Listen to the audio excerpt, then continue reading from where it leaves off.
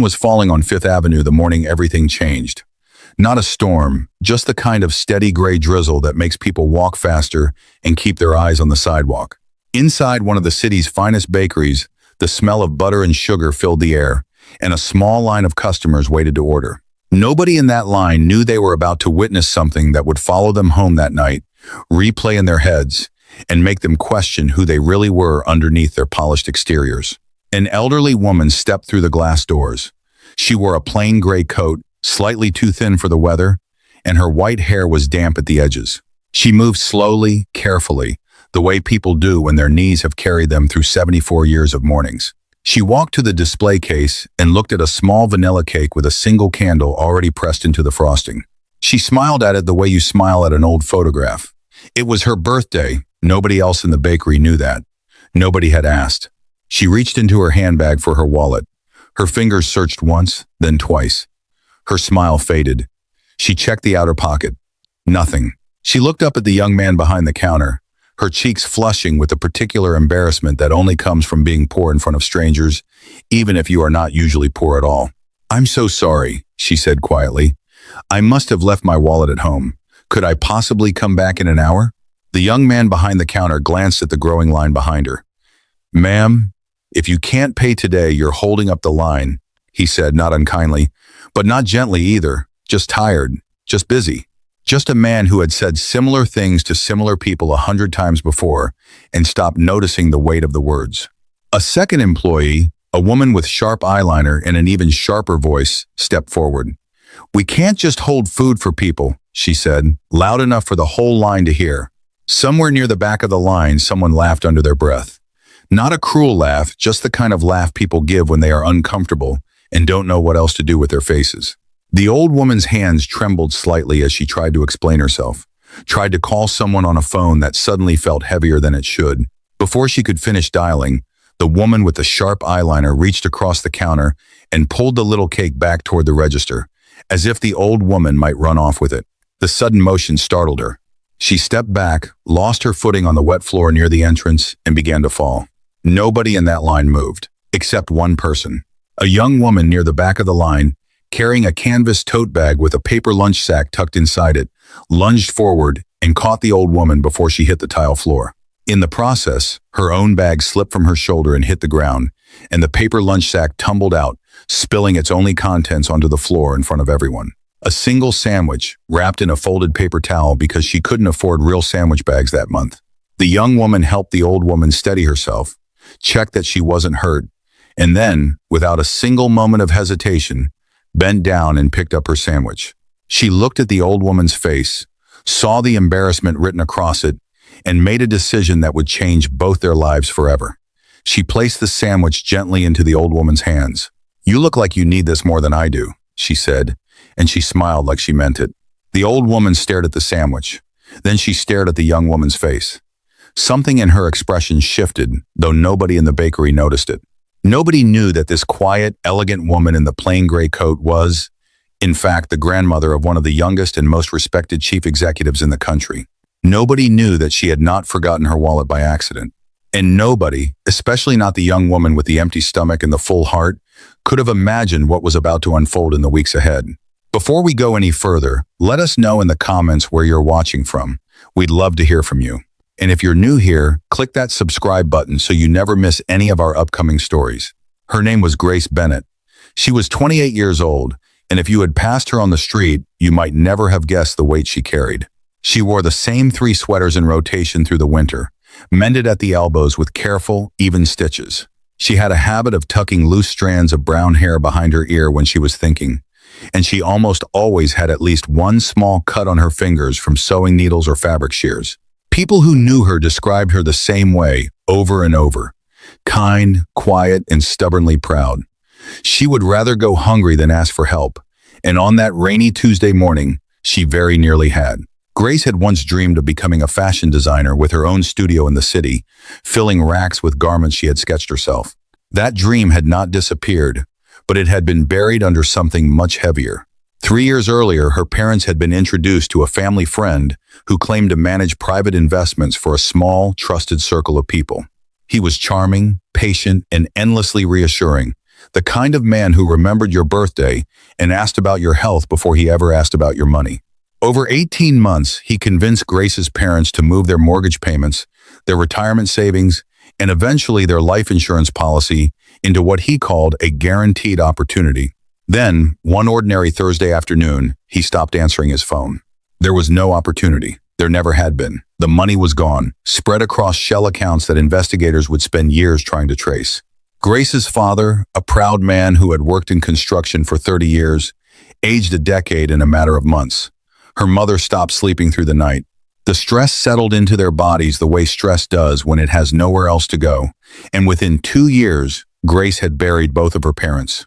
She inherited their home, their unpaid mortgage, and just over $1.8 million in debt that the fraud had left behind. She refused to file for bankruptcy. It wasn't stubbornness for its own sake. It was something closer to a promise she had made at her mother's bedside, a quiet vow that she would find a way to make things right, even if it took her whole life. So she worked. In the mornings, she pulled espresso shots at a coffee shop 3 blocks from her apartment. In the afternoons, she took in sewing and alteration work from a small shop that trusted her steady hands. At night, after most of the city had gone quiet, she sat at her kitchen table filling custom clothing orders she posted online, one stitch at a time, until her eyes burned and her fingers ached. Most days, she managed one real meal. That Tuesday, it had been a sandwich she made from the last of her bread and a thin scrape of peanut butter, wrapped carefully because she planned to eat half at lunch and save the rest for dinner. She gave all of it away without a second thought, because that was simply who she was, and she walked out of that bakery hungry, in the rain, thinking nothing more of it than that she hoped the old woman made it home safely. She had no idea that a black car was parked quietly across the street and that inside it, a phone call was already being made. The elderly woman's name was Margaret Whitfield. She had spent the better part of her life running households, raising children, and eventually helping her late husband build a modest textile company from nothing into something substantial. After he passed away, her grandson Daniel had taken the reins of the family business and, over the following decade, transformed it into one of the most respected fashion and retail holding companies in the country. Daniel was 31 years old, known publicly for being calm, careful, and almost impossible to read in negotiations. What most people didn't know was that his grandmother had a habit, one she had kept quietly for years, of testing the character of the people and places around her. Margaret believed, the way some people believe in scripture, that you could learn everything about a person or a business by watching how they treated someone who appeared to have nothing to offer them. She had done this before, in smaller ways, at restaurants and shops across the city, always alone, always unannounced. That morning, she had left her real wallet at home on purpose.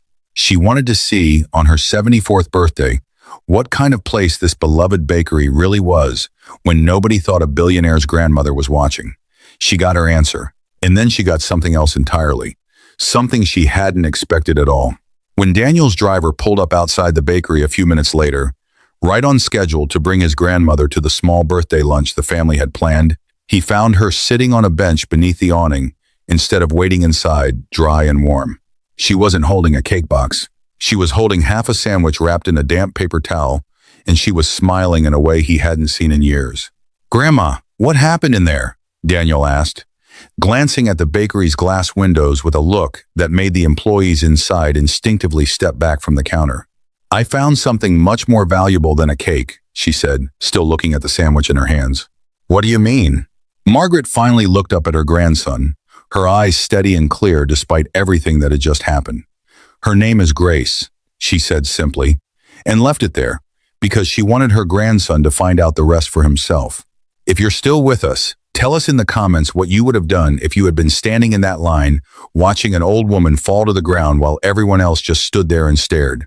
Would you have stepped forward like Grace did, even if it meant giving up your only meal of the day? It's easy to say yes when you're sitting comfortably at home. It's much harder in the moment when everyone around you has already decided to look away. Daniel didn't rush into anything. That wasn't how he operated, in business or in life. He had grown up watching people flatter his grandfather for money and flatter him for the same reason after he took over the company, and it had left him with a permanent, quiet suspicion of anyone who seemed too eager, too kind, too perfectly timed. So instead of finding Grace and rewarding her immediately, the way a character in a fairy tale might, he did something more careful. He asked his head of security, a retired detective named Walter Osei, who had worked for the family for nearly 15 years, to look into her, quietly and respectfully, without ever making contact. Walter's team spent the better part of 2 weeks learning who Grace Bennett actually was. Not through invasive digging, but through the ordinary, visible traces a person leaves simply by living an honest life in one neighborhood for years. They learned that she volunteered every other weekend at a food pantry 2 blocks from her apartment, arriving before the doors opened to help unload delivery trucks. They learned that she had quietly paid off a portion of an elderly neighbor's medical bill the previous winter, using money she clearly could not spare, and had never told anyone about it. They learned that she mended clothing for retirees on her block for little or no charge, and that she kept a small bowl of dry food on her fire escape for the stray cats that wandered the alley behind her building. None of it had been done for an audience. None of it had been posted anywhere or mentioned to anyone who might repeat it. Grace simply lived that way, day after day, whether or not a single person was watching. When Walter brought his findings back to Daniel, laid out plainly across a single folder on his desk, Daniel sat with it for a long time before he said anything. "Everybody has a version of themselves they perform," Daniel finally said. "I keep waiting to find hers. I can't find it." "Some people don't have one," Walter replied. "Some people are just who they say they are." It was a strange thing for a man who had spent his career being suspicious of exactly this kind of kindness to hear, and it stayed with him. While Daniel and his team were quietly learning who Grace was, Grace herself was simply trying to survive another month. She had recently seen a listing online for a design assistant position at a mid-sized American fashion label that had been struggling financially for the past 2 years, a company most people in the industry assumed was headed for closure. She had no way of knowing that the company had, just weeks earlier and very quietly, been acquired by a holding firm connected to Daniel Whitfield. The paperwork hadn't even become public yet. To Grace, it was simply a company she admired, one whose early collections had inspired some of her very first sketches, back when she was a teenager saving fabric scraps in a shoebox under her bed. She spent 3 sleepless nights preparing a small portfolio, sketches she had drawn by hand, photographs of garments she had sewn for clients over the years, and a single, carefully written letter explaining why she believed she deserved a chance most people would have overlooked. She didn't mention the debt. She didn't mention her parents. She simply wrote about fabric, about structure, about the quiet dignity she believed clothing could give a person who had very little else. She mailed it in, not knowing whether anyone would even read it, and went back to her 3 jobs because waiting for good news had never once paid her bills. Meanwhile, in a very different part of the city, a woman named Brooke Sinclair was reviewing her own plans for the same company's upcoming design showcase. Brooke and Grace had attended the same design school nearly a decade earlier, though their paths afterward could not have looked more different. Brooke came from money, the kind that opened doors before you even knocked on them, and she had spent the years since graduation building a reputation as a rising name in the industry, largely on the strength of a portfolio that had never quite sat right with the professors who remembered both young women closely. Back in school, Brooke had once been caught with photographs of Grace's private sketchbook on her laptop. Though the incident had been quietly smoothed over by her family's donations to the program, and nothing had ever come of it. Now, years later, standing at the edge of a shrinking career, Brooke recognized an old opportunity when she saw one. She had heard, through a mutual contact, that a former classmate named Grace Bennett had submitted a portfolio for the same company's open design position. Curious, and more than a little threatened, Brooke reached out to an old connection who still worked in the mailroom of the design department and asked, casually, if she could take a look at what had come in that week.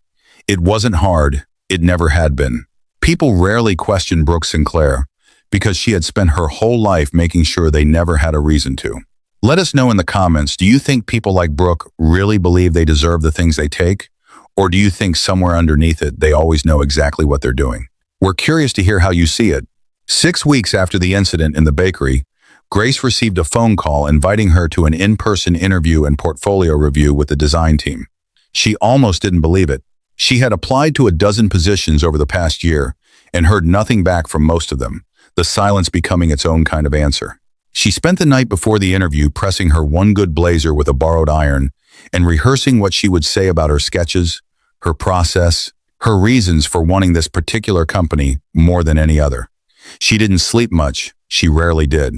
What she didn't know was that Daniel had quietly arranged, without informing the hiring team, that every interview for this particular design position be live-streamed to a private, internal feed, ostensibly for training and evaluation purposes across departments. In truth, he wanted to watch how his newly acquired company handled its people, the same way his grandmother had wanted to watch how a beloved bakery handled a stranger. He sat in his office that afternoon with the feed open in the corner of his screen, telling himself he was simply reviewing hiring practices and not admitting, even to himself, exactly who he was hoping to see walk through that door. Grace's interview began well. She spoke about fabric with the kind of specific, hard-won knowledge that only comes from years of working with your own hands, not from textbooks. She explained her sketching process, the way she built a garment from the shoulder down instead of the hem up, a technique she had taught herself out of necessity rather than trend. The panel seemed genuinely engaged, nodding along, until one of the senior designers pulled up a set of images on the shared screen and asked her, quite plainly, to explain why her newest design looked almost identical to a piece Brooke Sinclair had presented to the same panel just 2 days earlier. Grace felt the air leave the room. On the screen was a sketch nearly indistinguishable from one she had drawn in her own notebook 8 months earlier. The same asymmetrical seam across the shoulder, the same hand-drawn button placement she had adjusted 3 separate times before settling on it. She started to explain, her voice steady but strained, that the design was hers, that she had photographs of her early drafts, that she could prove the timeline if given the chance. But proving something in a room full of strangers, against a woman with Brooke's polish and confidence, felt like trying to hold water in her bare hands. The panel exchanged uncertain glances. One of them mentioned, gently but firmly, that they would need to pause the process and look into the discrepancy before moving forward. Grace left the building that afternoon feeling something she hadn't allowed herself to feel in years. Not since her parents' funeral. She felt like giving up. If you were in Grace's position, sitting in that interview with everyone doubting you over something you didn't do, how do you think you would have handled it? Would you have stayed calm, or would it have broken you the way it nearly broke her? Tell us honestly in the comments, because we think most of us would have struggled just as much as she did.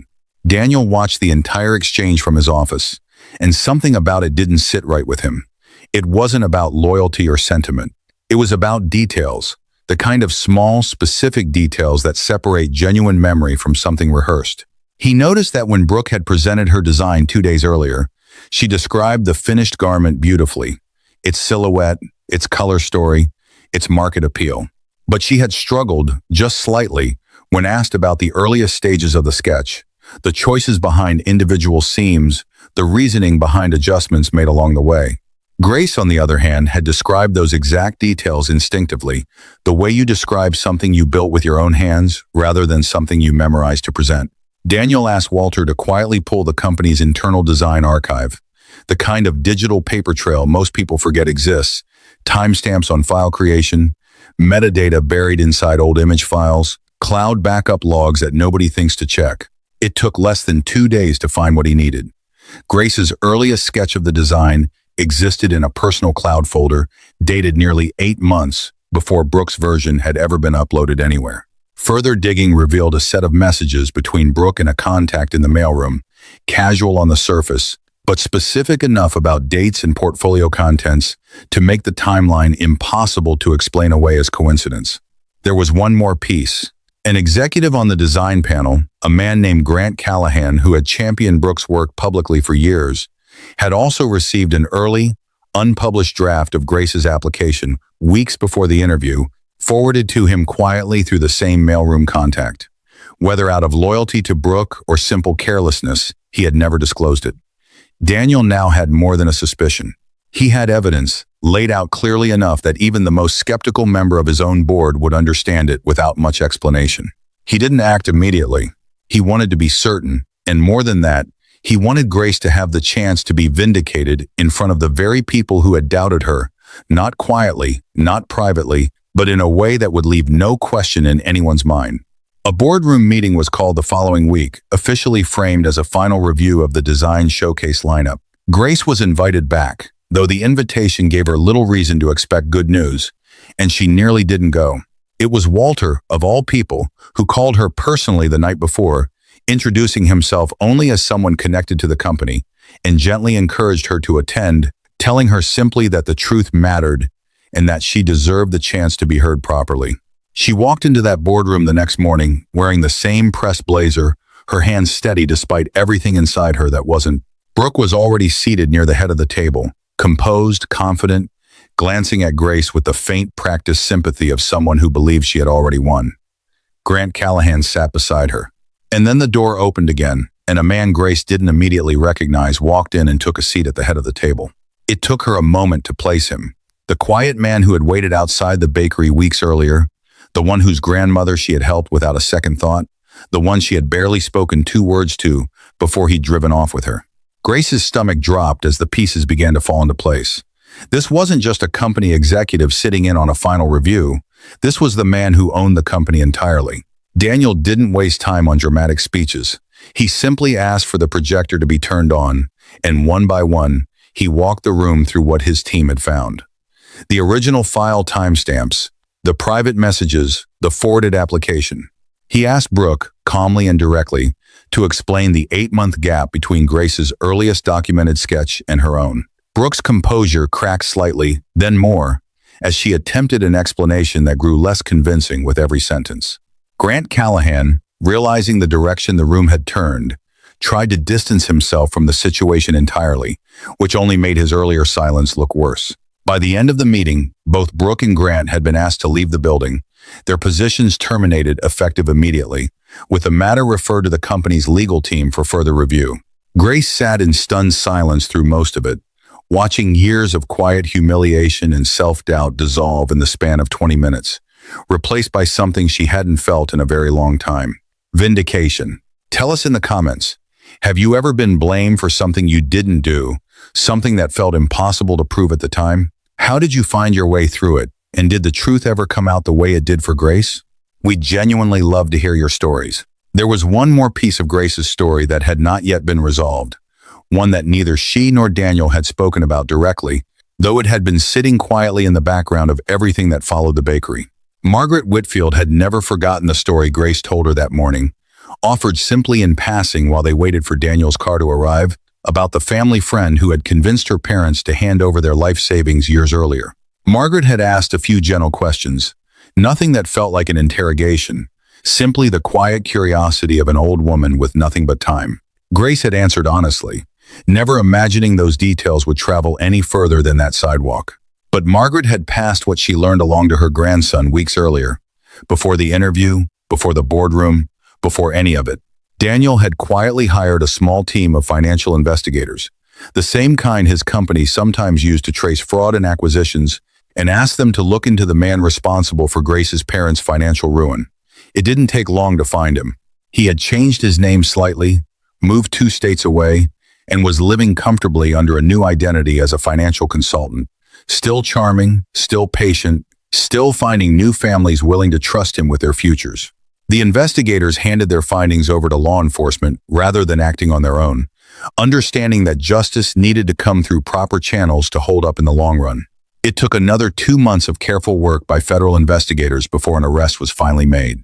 Grace received the phone call on an ordinary Thursday evening, standing in her small kitchen with a pot of soup on the stove, and she had to sit down on the floor when she heard the news, her back against the cabinet, tears running freely down her face for the first time in years that weren't purely from grief or exhaustion. The man who had destroyed her parents' final years, who had watched them age and suffer under a weight he had placed on them without a shred of remorse, was finally going to answer for what he had done. It would not bring her parents back. Grace understood that clearly, and she never once pretended otherwise. But it closed a door that had been left open and swinging in the wind for 3 long years, and for the first time since their funeral, she felt like she could finally exhale. A few weeks after the boardroom meeting, Daniel asked to meet with Grace privately, not in an office, but at a small cafe near her apartment, the kind of place with mismatched chairs and a chalkboard menu that never seemed to change. He told her plainly that he wasn't interested in simply offering her the design assistant position she had originally applied for. He believed, based on everything he had seen, that she deserved something far larger than that. He offered her the role of creative director for an entirely new division within the company, one built specifically around the kind of handcrafted, detail-driven design work she had spent her whole life mastering without recognition. Alongside the title, he offered her ownership shares in the division itself, a level of creative control most designers wait decades to earn, if they ever earn it at all. Grace sat across from him in stunned silence, certain for a moment that she had misunderstood him. "I don't know what to say," she finally managed. "You don't have to say anything yet," Daniel replied. "Just think about what you'd want it to look like. It's yours to build." She named the new label after her mother, a woman named Eleanor Bennett, who had spent her whole life sewing curtains and mending clothes for neighbors long before Grace ever picked up a needle herself. It felt right, weaving her mother's memory into something permanent, something that would outlive the grief that had followed Grace for 3 years, like a shadow she couldn't shake. On the day the new label officially launched, Margaret Whitfield arrived quietly at the small studio space Grace had chosen downtown, carrying the same canvas tote bag Grace had once dropped on a bakery floor months earlier. Inside it was a folded piece of paper, handwritten in Margaret's careful, old-fashioned script. Grace unfolded it slowly while Margaret watched, her eyes soft. The note read simply, "The richest people aren't always the ones who have the most. Sometimes they're the ones who give when they have the least." Grace read it twice, then pressed it against her chest, unable to hold back the tears that had been building since that Thursday phone call weeks earlier, since the boardroom, since the sandwich, since everything that had led her to this exact moment. If a story like this ever happened in your own life, do you think you would recognize the moment it was happening? Or do you think, like Grace, you'd only understand its full weight looking backward? Let us know what you think in the comments below.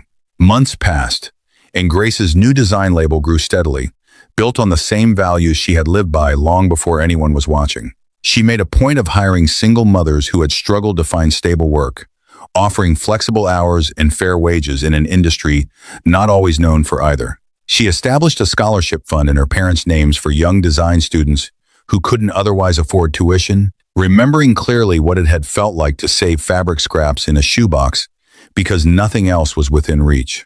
She opened a small, free sewing workshop on weekends for anyone in the neighborhood who wanted to learn, teaching the same basic stitches her mother had once taught her at their kitchen table. One afternoon in early spring, nearly a year after the incident in the bakery, 2 familiar faces walked into her studio unannounced. They were the same 2 employees who had once refused to help Margaret Whitfield, who had pulled the birthday cake away and watched an old woman nearly fall to the floor without lifting a finger. Grace recognized them immediately, and for a moment old feelings rose in her chest, sharp and uninvited. They hadn't come looking for jobs, and they made that clear right away. They had come to apologize, both to Grace and, through her, to Margaret, whom they had since learned the full identity of. They spoke plainly, without excuses, admitting that they had let a stressful, busy morning turn them careless and unkind towards someone who had done nothing to deserve it. Grace listened quietly, and when they finished, she didn't lecture them or make them wait for her response.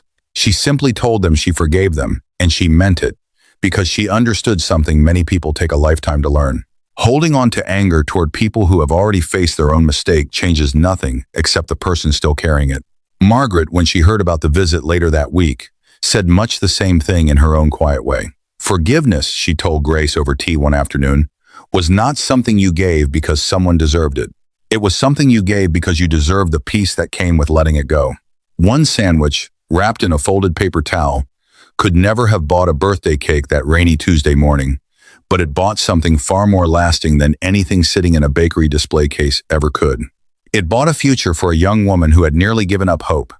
It bought accountability for people who had spent years avoiding it.